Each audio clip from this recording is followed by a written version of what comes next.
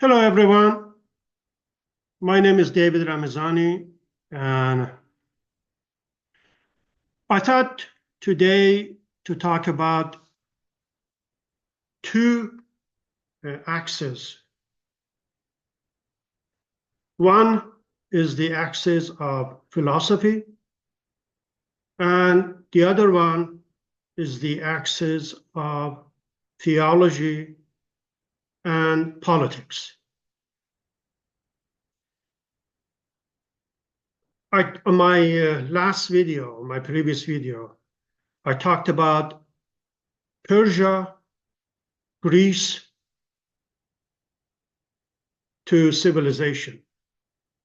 So that was the first axis of civilization, axis of philosophy, axis of critical thinking, axis of intellectual thinking. So that was the first axis. Now, I'm going to add another one today, and that would be Persia-Hebrew axis. No, the Persia-Greece is a philosophical axis, but the Persia-Hebrew is a theological and a political axis.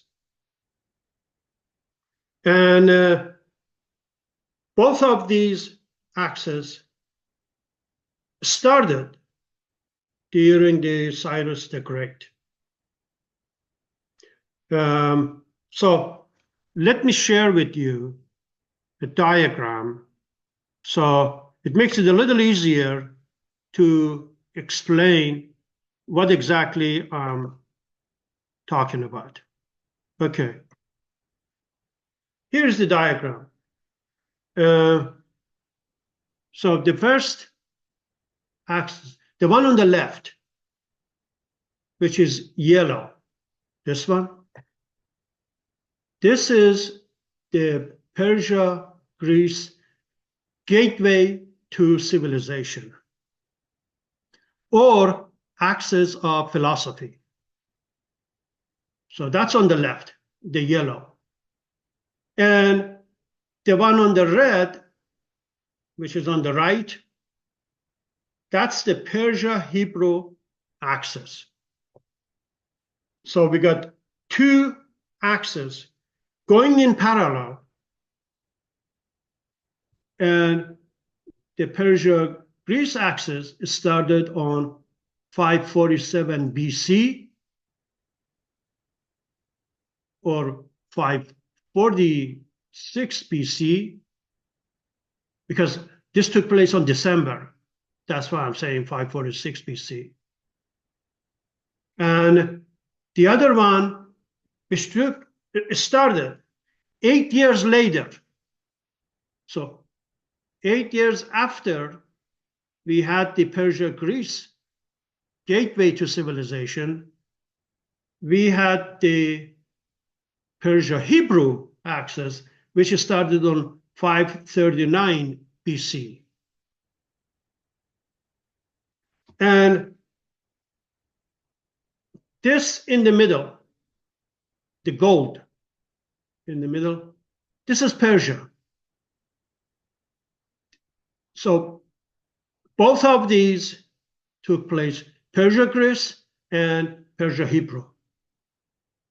And now, at that time, the Persian philosophy or the Iranian philosophy was based on this. Life is thinking, and thinking is life. That was the Iranian pre-Islamic philosophy. So this philosophy, when they met with the Greek intellectuals, that produced philosophy. That was the gateway to civilization. The entire Western civilization is founded on this intellectual thinking. And that's when it started. And the same philosophy, when Cyrus conquered Libya and liberated all the Jews, they were slaves in Babylon. And that launched this Persia-Hebrew axis.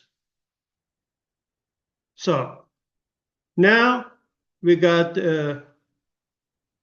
on the western side of Iran, western frontiers of Persia or the Persian Empire, we got these two axes going in parallel.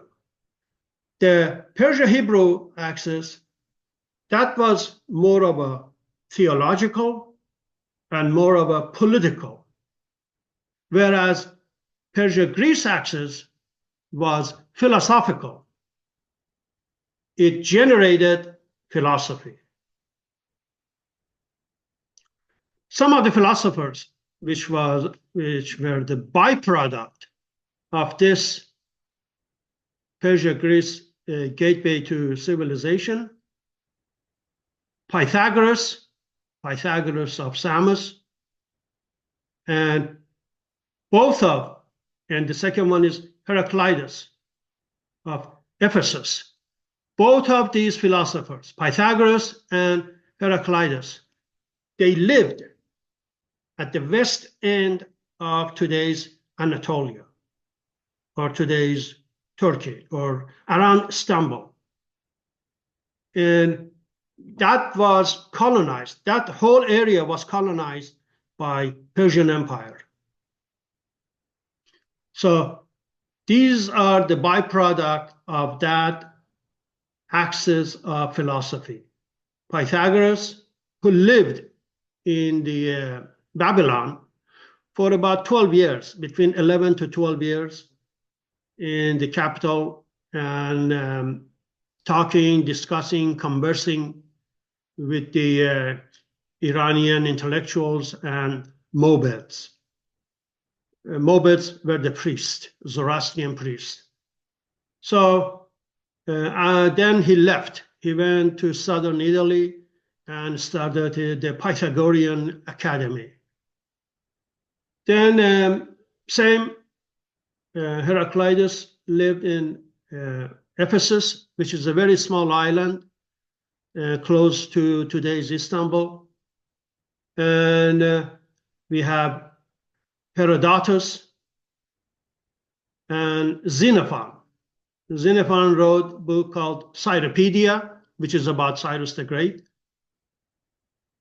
We have Plato, and Aristotle. So I don't want to go through all those philosophers, but as a result of Persia, Greece, gateway to civilization, as a result of access of philosophy, we started having all these Greek philosophers. That's what it produced. Now, on the Persia-Hebrew axis, and this started right after when the Jews were liberated, and so many of these Jews, they went to Iran and they lived in Persia, and they wrote books. So many of books, Old Testament, they were written after this date. They were written by the Jews living in Iran and after being liberated in Babylon. So what this Persia-Hebrew axis produced? It produced Christianity. The outcome of Persia-Hebrew axis was Christianity, the early Christianity. Now, the Roman Empire back then and the Parthian Empire, and the Sassanid Empire after the Parthian Empire. They have had 700 years of rivalry with the Roman Empire. So you see, that's a long duration. 700 years of rivalry between the Persian Empire and the Roman Empire. While there was this rivalry, then the Christianity is born. The Christianity is born from the Persia-Hebrew axis. This is the birth of Christianity. Another thing that the Persia-Hebrew axis produced was monotheism. So monotheism came first, and subsequent birth of Christianity. Now, the early Christians, which they lived in the 1st through the 3rd centuries, these communities, these Christian communities, they lived along the border on the Western Iran and Eastern Roman Empire. So along the borders between two superpowers that they had 700 years of rivalries. They lived along these borders. They lived in the border towns. Those were the early Christians. They lived on places like Edessa, Antioch, and Nisibis, and other towns along the border. And these were the early Christian communities. Now, one thing about the border towns is that they are usually the first victim whenever there is a war, whenever there is a battle between the Persian Empire and the Roman Empire. The very first victims of these wars are the border towns, because they're constantly changing sides. They're constantly changing hand. Sometimes they're part of the Persian Empire, and then some other time they're part of the Roman Empire.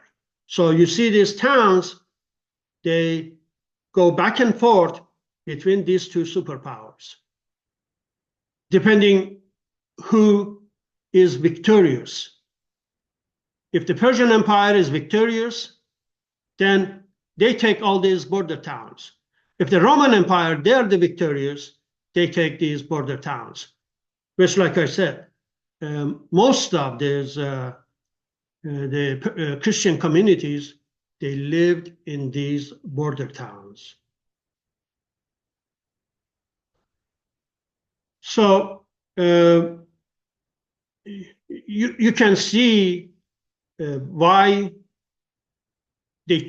most of the people who lived in the border towns, they become the first community to become Christian, because the message of Bible resonated with their psyche, because Bible discusses the victims. It talks about the victims, and these were the very victims of these wars between the two superpowers. And the message of Bible resonated with their psyche, and maybe that's why they choose to become Christian, because the message was understood and resonated with their psychology. So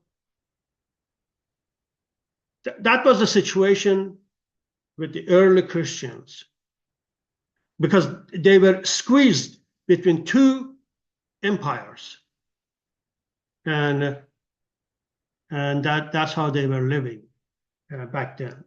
And usually the main issue about the people living in the border town was the loyalty, treason. So those were the major, because either side would look at them with suspicion. They would say that these people are suspect. They are collaborating with our enemy. Both sides would accuse them.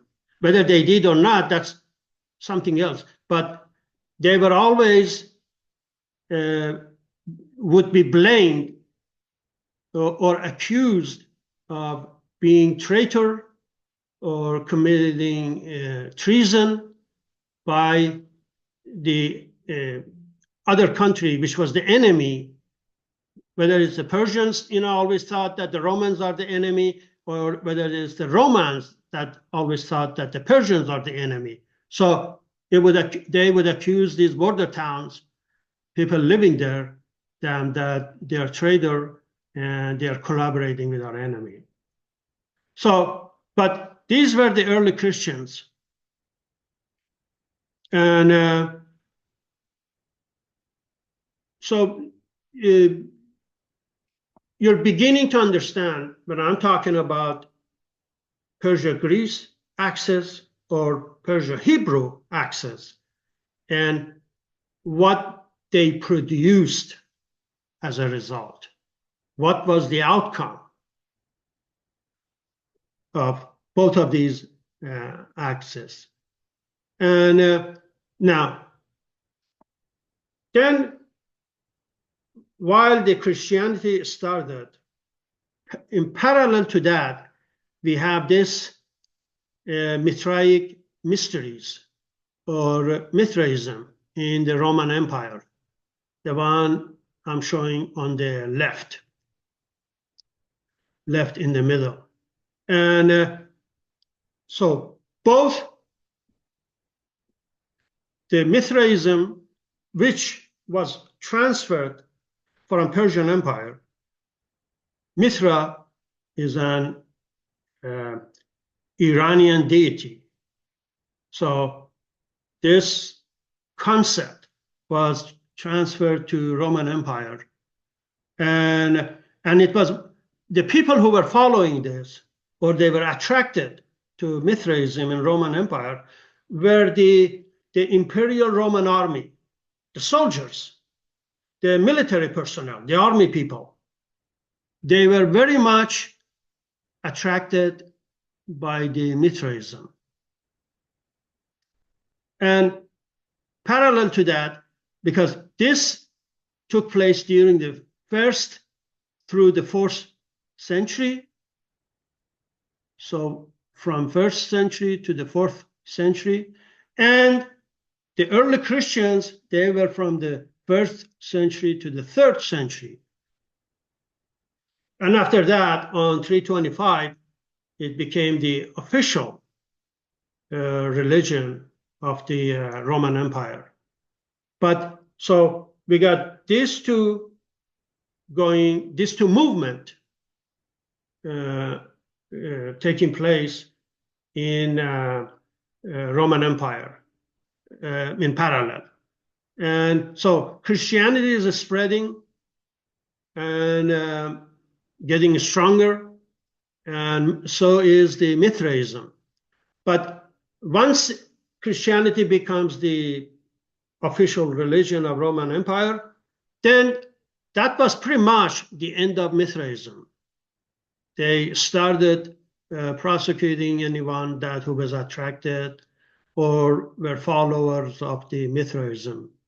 So they were all eliminated, and so that was the end of the Mithraism in Roman Empire. But Christianity stayed and until today. So this here I'm showing you the relationships Like one of them, this is Plato, and this is the Christianity. Now, Plato is a philosopher who believed in metaphysics, and he believed in a two-world theory. One world is the material life, and the other one is metaphysics. His theory of metaphysics influenced the early Christianity. That's why I'm showing you this relationship in here, because Plato had a great deal of influence on early Christianity, or on the church fathers. That's better to say that. So now, what is the main? There are a couple concepts or principles that this Persia-Hebrew axis produced. One of those concepts or principles is the life-denying worldview. This worldview is based on life-denying. It's not life-affirming. It is life-denying, because they believe their focus is on the afterlife, what comes after life. So that's why they are considered life-denying worldview. And their main focus is after we die. And they have slave mentality, or they are slave-minded, meekness, obedience. These are very important in this Christianity, in this Persia-Hebrew axis. These are extremely important. And suppression of individual creativity. They don't allow individual creativity.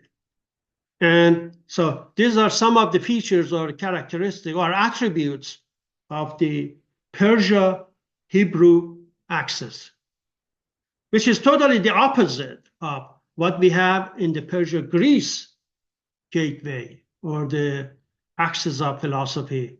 This is life-affirming, world-affirming.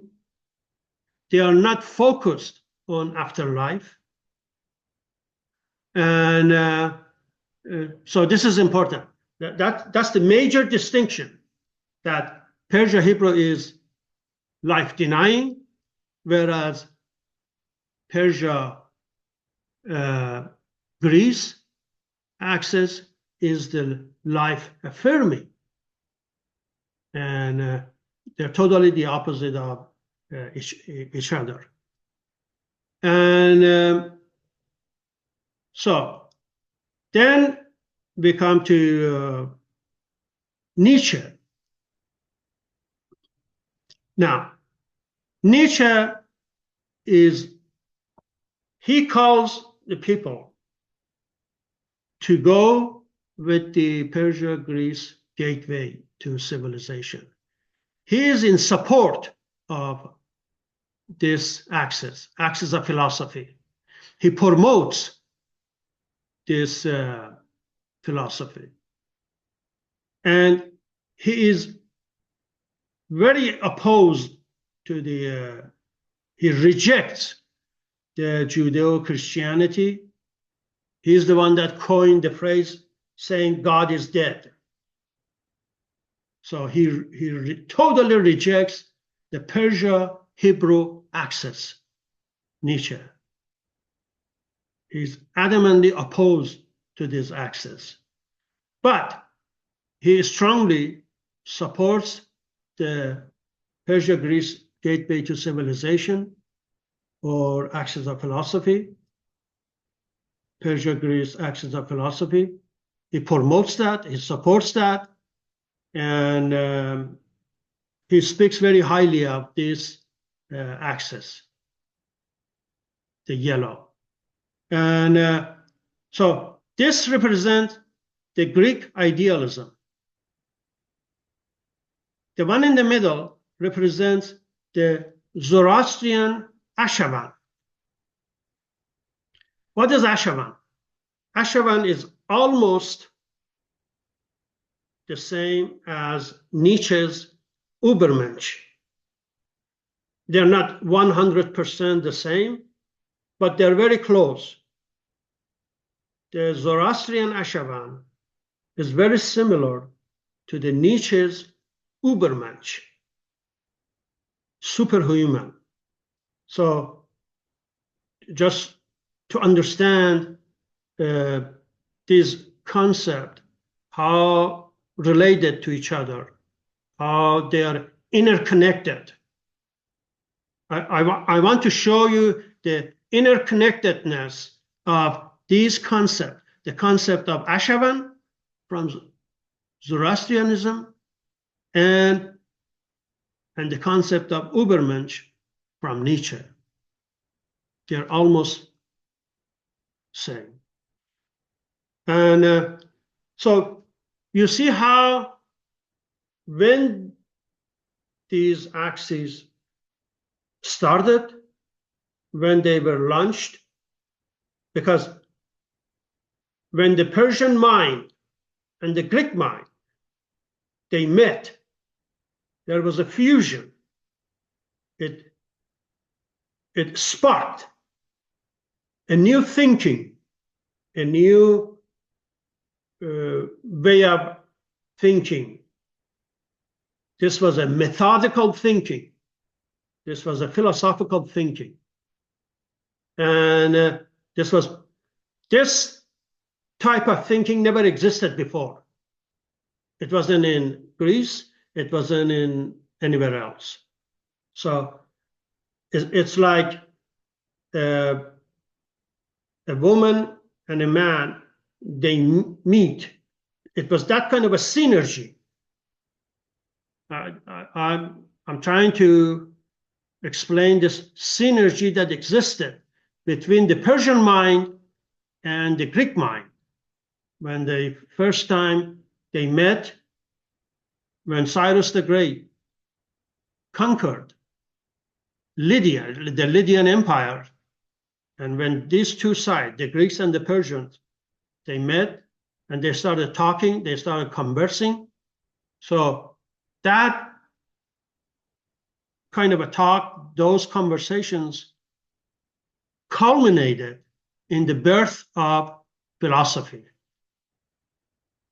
This meeting culminated on the birth of philosophy.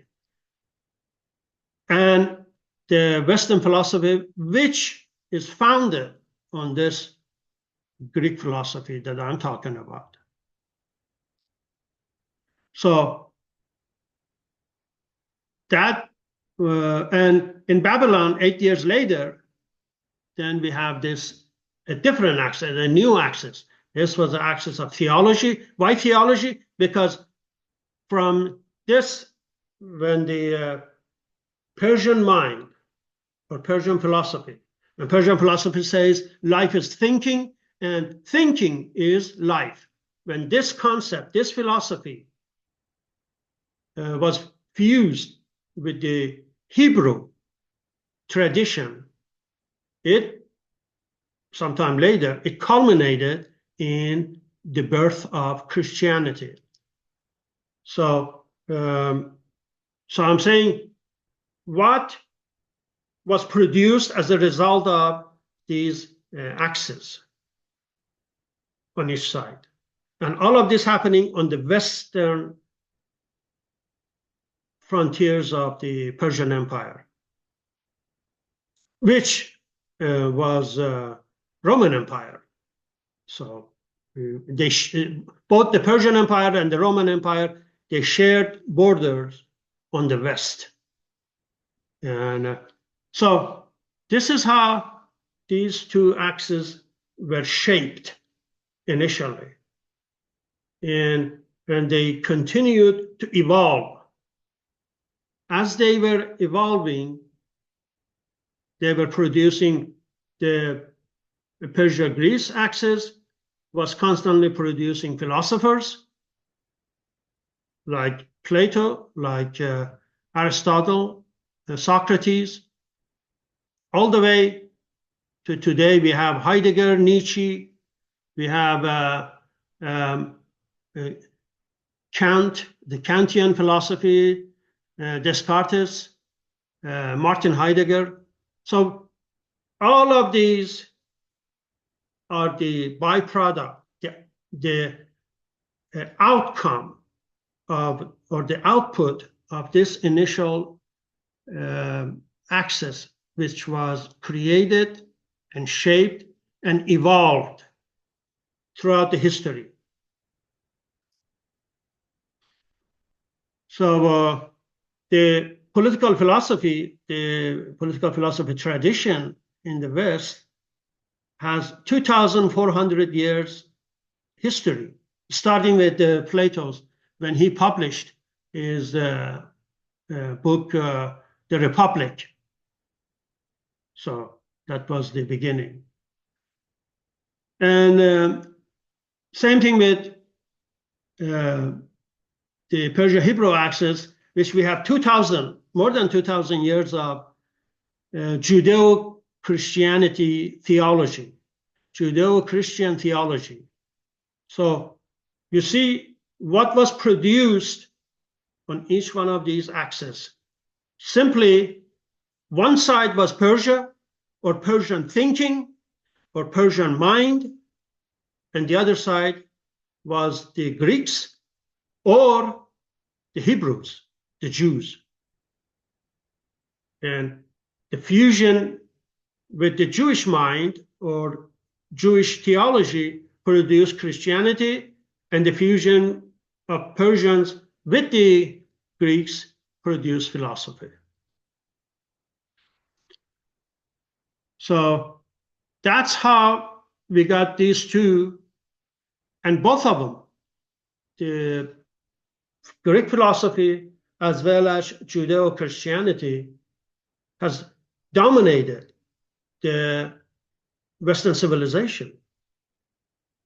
These two, one the philosophy, the other one the theology, has basically dominated the Western culture. And they, the philosophy and Christian theology, they kind of coexist. Throughout the history, they have learned to coexist until today. So in a nutshell, on this video, on this today's my talk, I just wanted to explain how we ended up in here. When did it happen? When this thing started initially, and what caused it? I mean, it didn't happen out of the blue. It didn't happen in a vacuum. There must have been something. There must have been some kind of a thinking was fused with maybe another mentality, another mind, and the two sides were able to produce what we experience today. And so our lives, our today's lives, are shaped by this history. And it shaped, and the reason we think the way we are thinking now is because what happened in the past, maybe distant past. But that's why a lot of us are Christians. That's why a lot of us think in terms of philosophy or produce intellectual thinking or produce critical thinking. So that's how all of this started. So I wanted to take you to the very beginning, to take you, the viewers, to the beginning of how it happened, when it happened, and what triggered.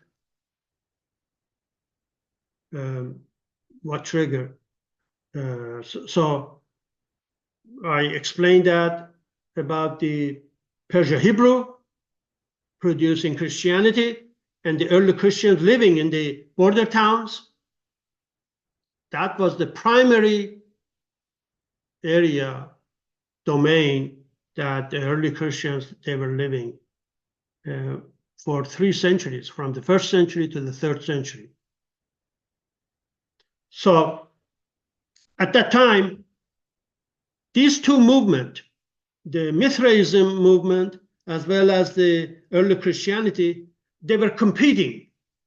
There were 2 distinct movements in the Roman Empire, parallel, and these 2 were competitors. And like I said, the origins of the Mithraism is Persia, because Mithra is a Persian concept, which means covenant, contract, agreement.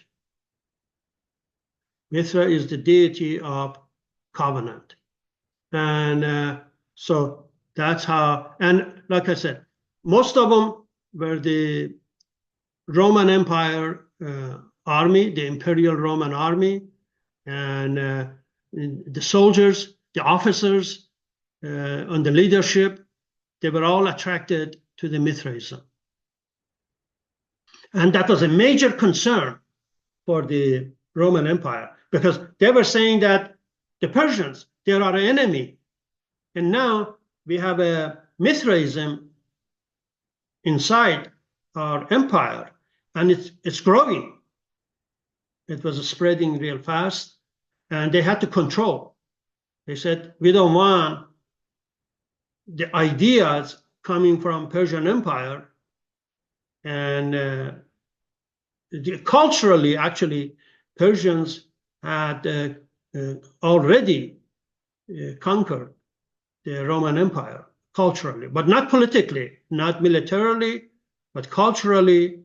They had a lot of leverage, a lot of control over the Roman Empire.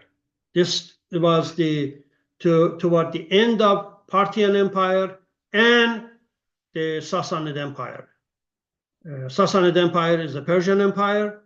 The Parthian Empire, they are not Persian, but they are Iranian Empire. That's the distinction. Parthians are not Persians. They are a different ethnic group, but they're still Iranian. But Sassanid Empire, they are Persian, they are Iranian, and both of them had 700 years of rivalry with the Roman Empire. So I wanted to discuss this 2 axes and explain what both of them, each one of them produced, and when that happened, and how we ended up, meaning, Christianity or Judeo-Christianity being the dominant religion on the Western civilization, as well as the Western philosophy, very strong, very powerful philosophy, that they both coexist in today's Western civilization. So that's how we ended up in here. So this video is the continuation of my previous video, which I created that about a month ago. So that's the continuation, extension of my previous video. And then I would generate more videos explaining in the future how this evolution continued in the future. And please subscribe to my channel, and please like the videos that I create, and that means a lot to me, and I would appreciate if you subscribe to my channel and also like my videos. So with this, and I would end my today's video, and I would see you on my next video. And my dad, I would say goodbye, and